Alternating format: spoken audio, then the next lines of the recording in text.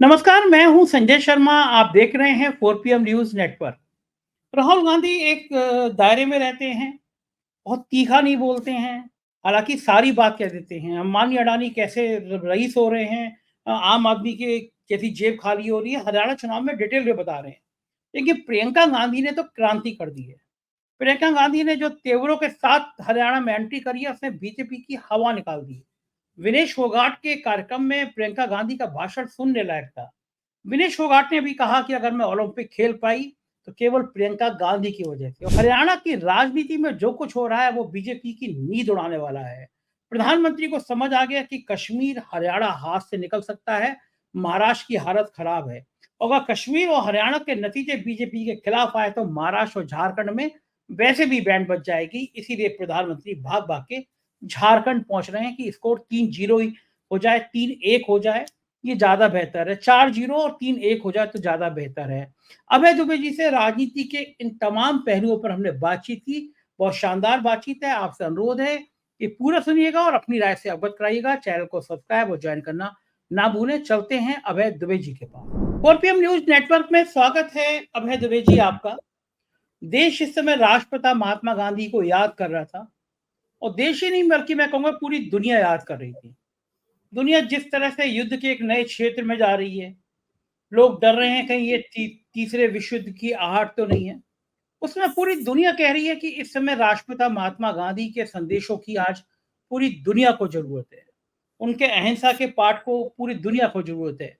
जिस समय कल पूरा दुनिया गांधी को याद कर रही थी, उस समय कंगना रनौत जी, बीजेपी की सबसे महत्वपूर्ण सांसद, मोदी जी की प्रिय सांसद, महत्वाकांक्षी सांसद, कंगना रनौत जी ने एक ट्वीट किया और उसमें उन्होंने लिखा कि देश के राष्ट्रपिता नहीं होते, देश के तो लाल होते हैं। और लाल बहादुर शास्त्री की फोटो लगा के उन्होंने ये ट्वीट कर दिया। लाल बहादुर शास्त्री भी देश की धरोहर है। इतना ईमानदार आदमी, इतना ईमानदार नेता, जो एक जरा सी बात पे इस्तीफा तक दे सकता हो, सादगी की मिसाल हो, बिल्कुल सम्मान होना चाहिए। लेकिन देश के पिता नहीं हो सकते, यानी राष्ट्रपिता महात्मा गांधी को रिजेक्ट करने की एक पहल की है, वो भी भारतीय जनता पार्टी की सांसद कंगना रनौत ने। क्या बीजेपी को अब ये घोषित कर देना चाहिए कि जिस तरह से छुपा एजेंडा है संघ का कि गांधी और नेहरू को, उनके भारत को, गांधी नेहरू के सपनों को अलग करना है। आम जन में नेहरू की छवि तो तार तार करते हैं, गांधी पे हमला करने की सीधी हिम्मत नहीं करते हैं, क्योंकि गांधी इस देश की आत्मा है। लेकिन अब भारतीय जनता पार्टी की सांसद ने खुलेआम कह दिया कि देश का कोई पिता नहीं होता, कोई राष्ट्रपिता नहीं होता, लाल होते हैं। कंगना रनौत की इस बात को कितना से गंभीरता से लेना चाहिए, और क्या मतलब है गांधी के अपमान का, और बीजेपी खामोश क्यों है? कांग्रेस ने हमला बोला है बाद में। देखिए, मुझे तो याद आ रहा है कि ये राष्ट्रीय स्वयंसेवक संघ और भारतीय जनता पार्टी के सिद्धांतकारों, कार्यकर्ताओं और नेताओं का एक पुराना शगल है कि वो नेहरू को पटेल के मुकाबले खड़ा करते हैं, पटेल को नेहरू के खिलाफ खड़ा करते हैं और लाल बहादुर शास्त्री को गांधी के मुकाबले खड़ा करने की कोशिश करते हैं। तो ये एक बड़ी अजीब सी बात है। आप अगर संघ के आधिकारिक दस्तावेजों को देखेंगे और भारतीय जनता पार्टी के लोगों के आधिकारिक वक्तव्यों को देखेंगे, तो उसमें तो वो गांधी जी को राष्ट्रपिता कहते हुए, मानते हुए नजर आएंगे और वो चाहते हैं कि इस नाम पर जितने भी उनको फायदे मिल सकते हैं जनता की निगाह में, वो फायदे उनको प्राप्त हों। लेकिन इन सब लोगों के मन में गांधी जी के प्रति एक छिपी हुई प्रतिहिंसा है। मैं प्रतिहिंसा शब्द का इस्तेमाल कर रहा हूं। गांधी जी के मन में छिपी हुई प्रतिहिंसा है, इसलिए इनके बीच में गॉडसेवादी भी सक्रिय हैं। यहां तक कि गांधी जी को निशाना बना, गांधी जी की मूर्ति पर निशाना बनाकर पूरा गांधी जी की हत्या का इनेक्टमेंट करना, गांधी जी की हत्या का पूरा सीन जो है ना, वो पूरा दृश्य मतलब अभिनीत करना, ये सब काम भी भारतीय जनता पार्टी और राष्ट्रीय स्वयंसेवक संघ के भीतर सक्रिय गॉडसेवादी इस काम को कर चुके हैं। और इनके ऊपर ऊपर से भले ही आपत्ति की जाए, लेकिन इन लोगों के मन में बड़ी गुदगुदी पैदा होती है। अब देखिए, कंगना राणावत ने किया क्या है। कंगना राणावत ने लाल बहादुर शास्त्री के नाम में जो लाल शब्द लगा हुआ है, उसके साथ उन्होंने एक खेल किया है कि ये भारत के लाल हैं। और चूंकि गांधी जी को राष्ट्रपिता कहा जा रहा है, इसलिए उस बात का खंडन किया है कि किसी राष्ट्र का कोई पिता नहीं होता। कंगना राणावत को इतना भी नहीं पता है कि सभी देशों के फाउंडिंग फादर्स होते हैं, यहां तक कि संविधान के भी फाउंडिंग फादर्स होते हैं, अमेरिका के भी फाउंडिंग फादर्स हैं। सभी देशों में कुछ ऐसी हस्तियां होती हैं जिनको उनका राष्ट्रपिता या उनका संस्थापक ये माना जाता है, और गांधी जी को राष्ट्रपिता बड़े प्रेम से कहा जाता है। बहुत बड़े पैमाने पर गांधी जी को राष्ट्रपिता कहा जाता है। और गांधी जी को राष्ट्रपिता कहने वालों में जानते हैं किस आदमी ने सबसे पहले उनको राष्ट्रपिता कहा था? सुभाष चंद्र बोस ने गांधी जी को सबसे पहले राष्ट्रपिता कहा था। आप सोचिए, वही सुभाष चंद्र बोस जिनको कंगना रनावत कहती हैं कि वो भारत के पहले प्रधानमंत्री थे, फर्स्ट प्राइम मिनिस्टर थे, उन्हीं सुभाष चंद्र बोस ने पहली बार गांधी जी को राष्ट्रपिता की संज्ञा दी थी। कोई गांधी जी ने अपने आप को थोड़ा राष्ट्रपिता की संज्ञा दी थी। वो तो इस प्रकार की बातों से बहुत नाराज भी रहते थे। एक मीटिंग में जब इसमें मोहम्मद अली जिन्ना भी मौजूद थे, जब गांधी जी को पहली बार महात्मा कहा गया, तो वहां पर जिन्ना ने खड़े होकर ये मानने से इनकार कर दिया कि ये महात्मा है गांधी जी को। तो गांधी जी ने भी कहा कि नहीं, मुझे महात्मा कहने की कोई आवश्यकता नहीं है, लेकिन वहां पे जो मौजूद लोग थे वो लगातार गांधी जी को महात्मा कहते रहे, और उन्होंने जिन्ना को एक शब्द भी नहीं बोलने दिया, पूरी तरीके से उनको हूट कर दिया। ये स्टैनली वोलपर्ट ने जो जिन्ना के ऊपर किताब लिखी है, उसमें ये पूरा प्रकरण दर्ज है। मैंने उस किताब का हिंदी में अनुवाद किया है, इसलिए मैं इस बात को जानता हूं। अच्छा, मैं कहना ये चाहता हूं कि कंगना रनावत को पता ही नहीं है दरअसल वो क्या बोल रही हैं। कंगना रनावत को पता ही नहीं है दरअसल वो अपनी पार्टी का फायदा कर रही है कि नुकसान कर रही हैं। इस बात पे कौन लोग उनके लिए तालियां बजाएंगे? इस बात के लिए वही लोग तालियां बजाएंगे जो कि गॉडसेवादी हैं, जो भाजपा और संघ के क्या वो गॉडसेवादियों की चहेती बनना चाहती हैं? ये उनको अपने आप से पूछना चाहिए। ये भारतीय जनता पार्टी के नेतृत्व को कंगना रनावत से पूछना चाहिए कि आप गॉडसेवादियों के साथ में आप अपनी शिनाख्त करवाना चाहती हैं? आप दरअसल चाहती क्या हैं? और भारतीय जनता पार्टी को अब आखिरी तौर पर तय करना होगा कि वो अपनी इस सांसद का क्या करेगी। भाई, जब किसान आंदोलन के बारे में उन्होंने जो वक्तव्य दिया था कि तीनों किसान कानून जो हैं, तीनों कृषि कानून दोबारा वापस आने चाहिए और किसानों को ही इसकी अपील प्रधानमंत्री से करना चाहिए, बाद में क्षमा मांगते हुए, खेद व्यक्त करते हुए उन्होंने एक वीडियो जारी किया, जिसमें उन्होंने कहा, जिस दिन हम लोगों ने चर्चा की थी 4 PM के मंच पर, उसी दिन शाम को या अगले दिन ही उनका वीडियो आ गया था। अब उन्होंने ये जो ट्वीट किया है, ये जो एक्स पे उनका आया है, हो सकता है कि वो कल की तारीख में इसके लिए भी खेद व्यक्त करती हुई नजर आए। वो फिल्मों की दुनिया की है, फिल्मों की बहुत बड़ी मशहूर एक्ट्रेस हैं, और वो उस मशहूर फिल्मी गाने को भूल गई। उस फिल्मी गाने में आज का दिन है बड़ा महान, आज के दिन 2 फूल खिले थे जिनसे महका हिंदुस्तान, 2 फूल खिले थे 2 अक्टूबर के दिन। हम लोग बचपन से इस गाने को गुनगुनाते हुए आए हैं, और ये हालत है इनकी। मतलब आप समझ सकते हैं कि राजनीतिक बुद्धि किस स्तर की है। इसीलिए मैं बार बार व्यंग से कहता हूं कि अभी काफी दिनों तक ये भारतीय जनता पार्टी की सेवा करती रहेंगी। ये चुनाव में क्या इस तरह के बयानों का कोई फर्क पड़ता है? आप महात्मा गांधी का अपमान करेंगे और 2 दिन बाद चुनाव है, 3 दिन बाद चुनाव है, हरियाणा में वोट डाले जाएंगे, तो जो जनमानस है, अभी भी गांधी की इज्जत करने वाले बहुत सारे लोग हैं, गांधीवादी विचारधारा पे चलने की लालसा लिए हुए बहुत लोग हैं, गांधी के सपनों को भारत बनाने वाले बहुत लोग हैं। मैंने जैसे पहले भी कहा कि आज की दुनिया जिस हिंसा के दौर में जा रही है, वहां गांधी बहुत जरूरी हो जाती है। कंगना रनौत के इस बयान का भाजपा पर कितना नुकसान पड़ सकता है? और खासतौर से चुनाव के दौर में पूछ रहा हूं मैं कि जब हरियाणा में 5 तारीख को वोट डाले जाएंगे, तो क्या हरियाणा के लोग याद करेंगे कि भारतीय जनता पार्टी का कोई सांसद ऐसा था जो कहता था कि किसान आंदोलन में वहां लाशें पड़ी थी, महिलाओं से बलात्कार हो रहे थे। वो कह रहा था, कुछ दिनों बाद कहती थी कि वो 3 बिल फिर से आ जाने चाहिए। बाद में जब खंडन भी किया, तो उन्होंने कहा कि मुझे याद रखना चाहिए कि मैं बीजेपी की हूं, तो बीजेपी की विचारधारा की बात करती है। उन्होंने ये नहीं कहा कि उनकी विचारधारा ये नहीं है।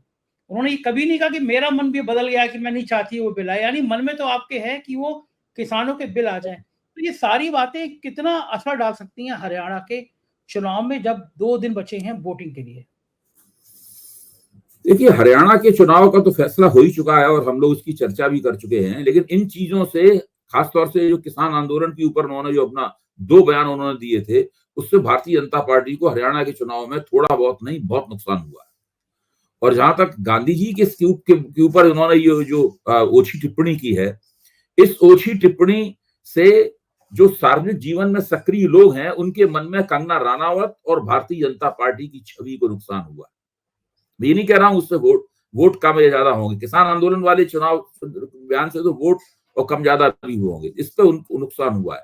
देखिए, इन चीजों से पता लगता है कि कितने हल्के लोगों को मोदी जी पसंद करते हैं, कैसे लोगों को टिकट दिया गया है जिन्हें कुछ भी कोई समझ नहीं है, और जो अपना अपना बयान देते हैं और उस बयान के बाद उस पर अड़ते भी नहीं है, उसकी माफी मांग लेते हैं और फिर 3 दिन बाद फिर एक उल्टा सीधा बयान दे देते हैं ताकि फिर से माफी मांगने की जरूरत पड़े तो फिर माफी मांगते हुए नजर आए। देखिए, ये लोग धीरे धीरे ऐसे लोगों को लोग गंभीरता से लेना भी बंद कर देते हैं। एक दिन ऐसा आएगा कि लोग कहेंगे भाई इनके बयान को क्या अभी परसों माफी मांगेंगे ये। तो जिस तरह रोल बैक सरकार है तो ये बयानों को भी रोल बैक करती रहती है अपने।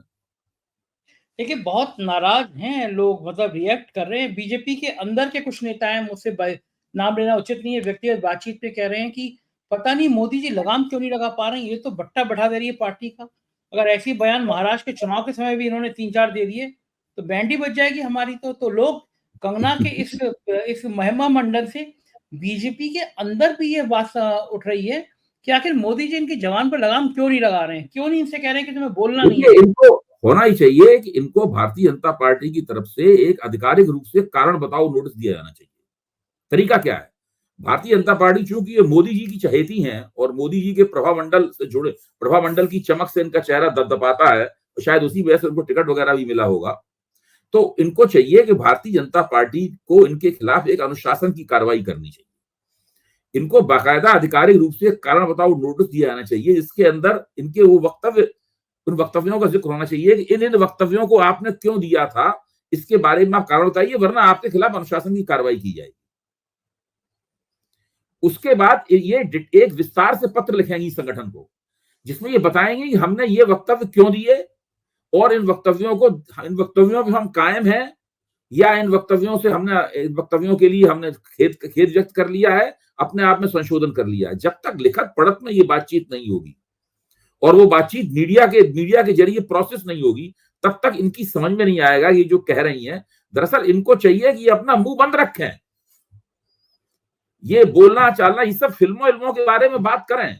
इनको राजनीति की कोई समझ नहीं है। ये सोचती हैं कि ये सब कह के ये कोई 6 मार देंगी और इनकी पार्टी को 6 रन मिल जाएंगे एक ही स्ट्रोक में।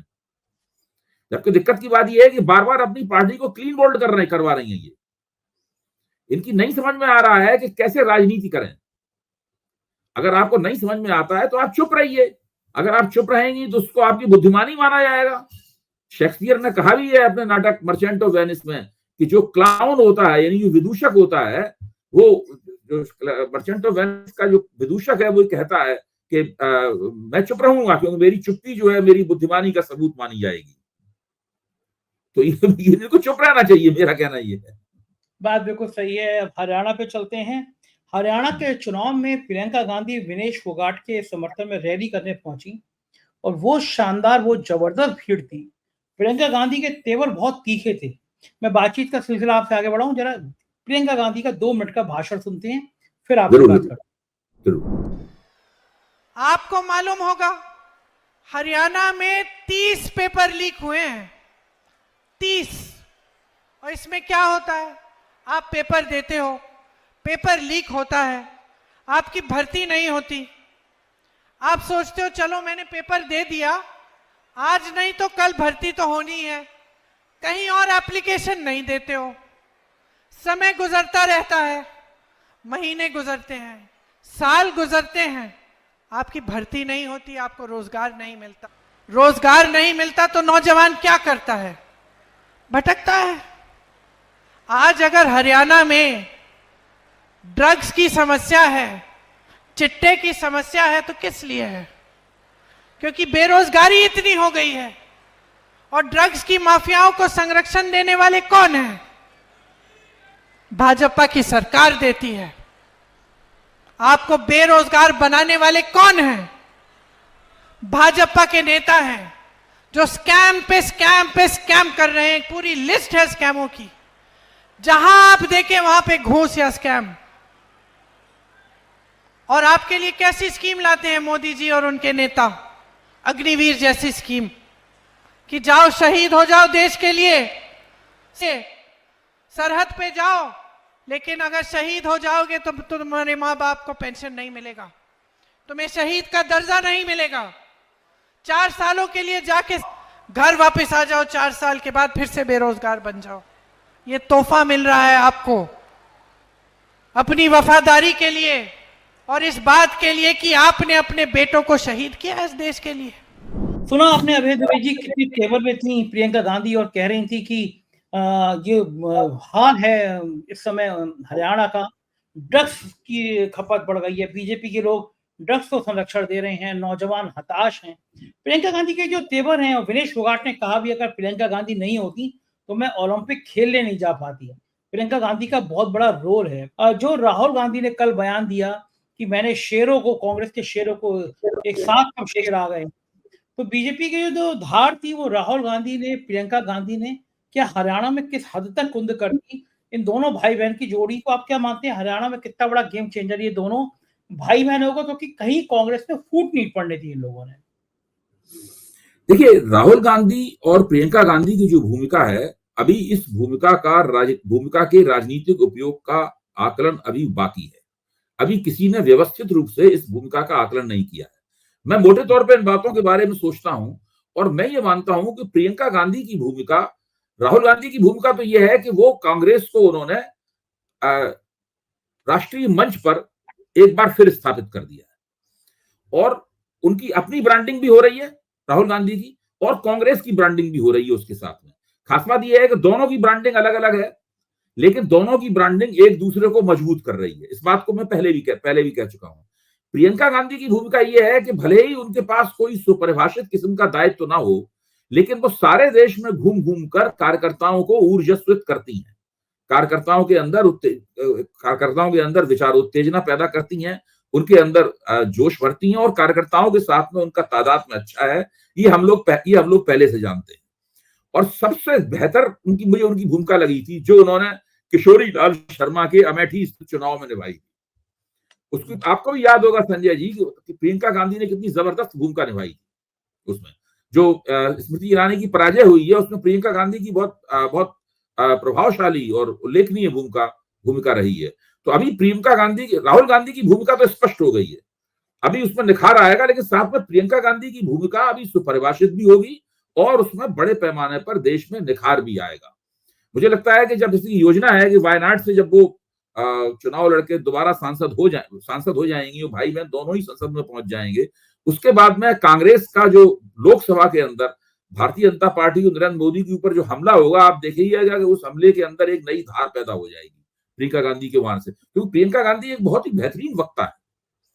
राहुल गांधी की एक खास शैली है जो उन्होंने विकसित की है, जिसमें वो एक शुरू में एंग्री यंग मैन के तौर पर नजर आते थे, आजकल वो एक तपस्वी नेता की तरह नजर आते हैं। इसमें वो लगातार सोच के बोल रहे हैं, उनकी ये शैली होती है बोलने की, ये अपने में तन्मय होकर बोलते हैं। जबकि प्रियंका गांधी जो है वो भारतीय जनता पार्टी के साथ जिरह करती हैं, वो सवाल उठाती हैं और भारतीय जनता पार्टी के सवालों का तुर्की बतुर्की जवाब देती हैं और बदले में पलट के उन सवालों को पूछती हैं। जैसे कि वो हरियाणा में जब जाती हैं तो एक भाषण में उन्होंने कहा कि प्रधानमंत्री आते हैं, 45 मिनट तक भाषण देते हैं और 45 मिनट में करीब 30 मिनट तो वो हमारे परिवार की निंदा करते रहते हैं। उन्हें आपको हमारे परिवार की निंदा करने के लिए थोड़ी ना आप उनकी मीटिंग में जाते हैं सुनने के लिए। तो ये प्रियंका गांधी की बहुत कांग्रेस के लिए उनकी उपयोगिता भी और भी बढ़ेगी और स्पष्ट होगी। अगर ये सवाल मैं पूछूं कि आपसे कि राहुल गांधी और प्रियंका गांधी में से जनता को पहली नजर में कौन ज्यादा प्रभावित करता है, किसके भाषण जनता को ज्यादा समझ में आते हैं, और खास तौर से जो नौजवान पीढ़ी है हरियाणा में, क्योंकि नौजवानों का गुस्सा बहुत है और लोग मान रहे हैं कि नौजवानों का गुस्सा कुछ चेंज ला सकता है, कोई बात कर सकता है। तो अगर मेरा सवाल ये हो कि भाई बहन की जोड़ी में कौन ज्यादा प्रभावित करता है, तो आपको क्या लगता है? मुझे लगता है कि नौजवानों को दोनों ही बहुत प्रभावित करते हैं। देखिए, दोनों की उम्र में कोई बहुत लंबा चौड़ा फर्क नहीं है। वो दोनों ही युवाओं की श्रेणी में आते हैं, युवा नेताओं की श्रेणी में आते हैं और दोनों ही नौजवानों को प्रभावित करते हैं। प्रियंका गांधी जाहिर है महिला होने के नाते बड़े पैमाने पर लड़कियों और महिलाओं को वो प्रभावित करती हैं, और राहुल गांधी समाज के हर वर्ग को अपील कर रहे हैं। और राहुल गांधी की जो लोकप्रियता है उसको लोग नरेंद्र मोदी के मुकाबले रखकर देखते हैं। प्रियंका गांधी की लोकप्रियता जो है वो नरेंद्र मोदी के मुकाबले रखकर नहीं देखी जाती, लेकिन वो इस पूरी होड़ से स्वतंत्र होकर उनका भी राजनीतिक ग्राफ तेजी के साथ बढ़ रहा है और मैं ये मानता हूं कि कौन बेहतर है, कौन कम बेहतर है, कौन ज्यादा बेहतर है, इस प्रकार की तुलना हमें करनी नहीं चाहिए, क्योंकि ये दोनों की जुगलबंदी है, दोनों एक दूसरे के साथ में जुड़ते हुए और एक दूसरे को मजबूत करते हुए आगे बढ़ रहे हैं। हरियाणा में मनोहर लाल खट्टर का पोस्टर से फोटो गायब है और ये बहुत बड़ा अब धीरे-धीरे मुद्दा बन रहा है कि 9 साल तक जिसने शासन किया वो गायब हो गया। इस घटना का कोई रिएक्शन आपको लगता है ज़्यादा होगा, फ़ायदा होगा, नुकसान होगा? देखिए, हरियाणा का बीजेपी के जितने भी कार्यकर्ता हैं, जिन उम्मीदवारों को टिकट मिला है और जिन्हें टिकट नहीं मिला है, उन सबके मन में एक सवाल है। इस सवाल को वो बोल नहीं सकते, कह नहीं सकते कि आखिरकार मनोहर लाल खट्टर को जब हटाया गया था तो उनके कहने पर टिकट क्यों बांटे गए। शुरू में तो ये छवि बनी थी कि मनोहर लाल खट्टर ही हरियाणा में चुनाव की बागडोर संभाले हुए हैं पर्दे के पीछे, ये छवि बनी थी। फिर जब मनोहर लाल खट्टर ने कुमारी शैलजा को भाजपा में आने का निमंत्रण दिया और उसके जवाब में शैलजा ने कहा कि जिस तरह मेरे पिता की अर्थी पिता की अंतिम देह कांग्रेस के तिरंगे में लपट कर गई थी, उसी तरह मैं भी चाहती हूँ कि मैं भी अंतिम रूप से तिरंगे में लिपट कर जाऊं। इसके बाद में भारतीय जनता पार्टी में असंतोष का जो गुब्बारा फूटने से बच रहा था, उस दिन फूट गया और लोगों ने ये पूछना शुरू कर दिया कि मनोहर लाल खट्टर को इस प्रकार का वक्तव्य देने की क्या आवश्यकता थी। इस वक्तव्य से वो पार्टी शर्मसार हुई है। उसके बाद से ही मनोहर लाल खट्टर को बिल्कुल सामने से हटा दिया गया। अब मुझे नहीं पता कि वो हरियाणा के चुनाव पर पीठ छुपकर क्या असर डाल रहे होंगे। ये कुछ हरियाणा किसी बिल्कुल अंदरूनी मामलों की जानकारी रखने वाले किसी पत्रकार से पूछना होगा कि भाई ये आखिरकार क्या असर डाल रहे हैं। मैं तो मान नहीं सकता हूं कि मनोहर लाल खट्टर इस वक्त हरियाणा के चुनाव में पूरी तरीके से निष्प्रभावी हो गए। भले ही उनकी तस्वीर नहीं है, भले ही उन्हें प्रधानमंत्री के साथ मंच पे नहीं बैठने दिया जाता, लेकिन निश्चित रूप से कुछ ना कुछ तो कतर में और वो पीछे से कर रहे होंगे, क्योंकि वो मान नहीं सकते इस बात को। बिल्कुल ठीक बात है। महाराष्ट्र में एक घटनाक्रम में शरद पवार सुप्रीम कोर्ट गए हैं। उनका मानना है कि जब तक फाइनल आदेश नहीं हो जाता सुप्रीम कोर्ट से, तब तक अजीत पवार को घड़ी के चुनाव चिन्ह से रोका जाए। क्या लग रहा है, बीच में तो ये खबरें आ रही थी कि अजीत पवार शरद पवार के साथ जा सकते हैं, मतलब चाचा भतीजा फिर एक फोरम पे आ सकते हैं। क्या ये ऐसी चर्चाओं को रोकने के लिए ये शरद पवार ने कदम उठाया है, या अंदर-अंदर अजीत पवार शरद पवार के बीच में चुनाव कुछ चल चिन्ह रहा है? संजय जी, चुनाव चिन्ह की और असली राष्ट्रवादी कांग्रेस कौन है, इसकी लड़ाई का एक कानूनी पहलू है। वो कानूनी पहलू चुनाव आयोग द्वारा दिए गए फैसले से संबंध रखता है। वो कानूनी पहलू अदालतों में इस मामले को लेकर जद्दोजहद करने से संबंधित है। अगर अजित पवार आ ही जाते अब तक तो उन्हें ये करने की जरूरत नहीं पड़ती, लेकिन चूंकि अजित पवार अभी तक नहीं आए हैं और वो आएंगे कि नहीं आएंगे, या एक किसी तार से बंधे हुए अभी तक महायुति में ही लटके रहेंगे हवा में, इसलिए वो कानूनी लड़ाई तो उन्हें लड़नी है शरद पवार को। जहां तक उनके महाविकास अघाड़ी में या राष्ट्रवादी कांग्रेस में लौटने का सवाल है, वो तो परिवार के अंदर की बात है। परिवार के अंदर वो किस तरीके से वो प्रोसेस होगी, इसके बारे में कोई कुछ नहीं कह सकता। बहुत अजित पवार ने परिवार में लोगों को बहुत आहत किया है भाई। आखिरकार तो उन्होंने शरद पवार की बेटी के खिलाफ अपनी पत्नी को लड़वाया। हाँ, ये सब तो काम करवाया उन्होंने। उनसे सामने सवाल भी पूछे जाते हैं कि क्या आपसे अमित शाह ने कहा था कि आप अपनी पत्नी को सुप्रिया सुले के खिलाफ लड़वा दीजिए। सही बात। बाद में उन्होंने गलती भी मानी कि हमने गलत किया। हाँ, सफाई भी दे रहे थे कि परिवार के उसमें नहीं जाना चाहिए। लेकिन लोग ये भी मान रहे हैं, बहुत किया। लोग ये भी मान रहे हैं कि अगर शरद पवार और अजीत पवार एक हो गए तो बैंड बच जाएगी। मतलब ये इतनी जबरदस्त तरीके से ब्रांडिंग होगी कि बीजेपी की मुसीबत हो जाएगी अगर दोनों एक हो गए तो। मेरा तो मानना है कि अगर वो वहां बने भी रहे तब भी बीजेपी की मुसीबत होगी। हालात मुझे नहीं लगता है कि भारतीय जनता पार्टी को किसी भी किस्म की, अगर अजित पवार के वहां बने रहने से राहत मिलने वाली है। प्रधानमंत्री 17 दिन में दूसरी बार झारखंड पहुंच गए। वहां पे 80,000 करोड़ की योजनाओं का उन्होंने मतलब दिया है कि झारखंड में ये पैसा बांटने का जो चलन है ना, कि राजा आया और राजा ने ये कहा चुनाव हो रहे हैं, पकड़ो पैसे, जैसे नेता बांटते हैं पैसे।